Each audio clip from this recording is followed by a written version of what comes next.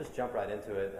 Just kind of the purpose of the Edison equation is to communicate to young entrepreneurs, or not even young entrepreneurs, I guess young entrepreneurs in the sense of new to the mindset of entrepreneur thinking or way of life, if you will,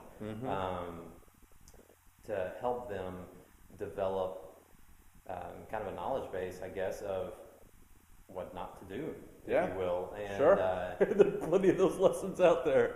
And you know, it's said over, and you'll hear it time and time again, that you learn significantly more from your failure than from what your, I guess, your successes. And and I just want to just reiterate, I mean, that failure is got such a bad rap, I guess, and it's such a big hairy beast for especially for entrepreneurs, and we really at the Edison equation we really want to debunk that, because it has, because there's not that we're out there chasing failure, of course, but that we want to treat them like our battle scars, like you know, we've survived this, you know, this is the story behind it, and without without this occurrence, you know, I would have never known not to do that, or you know, I learned, you know, to never do this again from that experience, and then have applied that exponentially to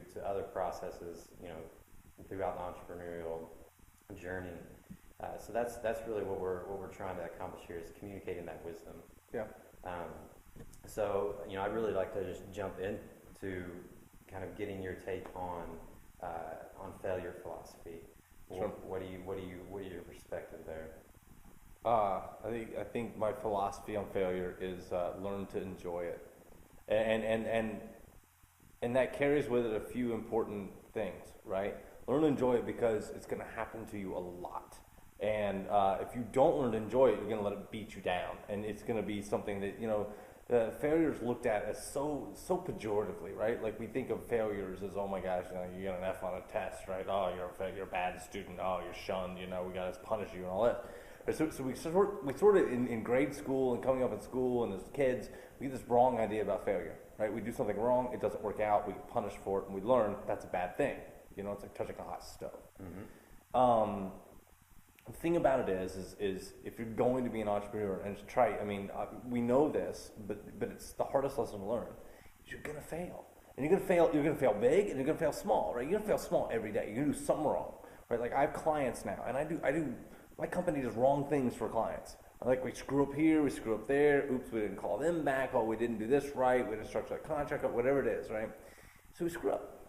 The thing about it is, you have to learn to look at those failures and go, man, I in a kind of perverse way, I'm kind of glad we did that, you know, because now, like, we're not going to do that again.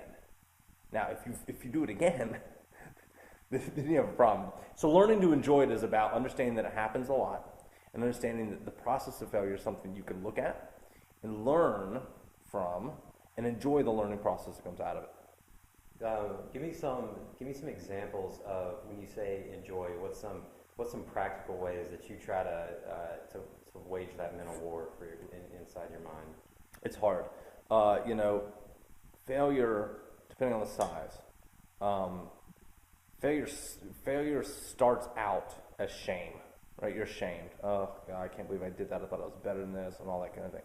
That happens. You just have to sort of get past it, swallow, take a walk, go exercise, take a jog, sleep, whatever. What do you got to do to get past the shame? That's going to happen, right? It's like grieving. You know what I mean? So you have like that process, you go through it, right?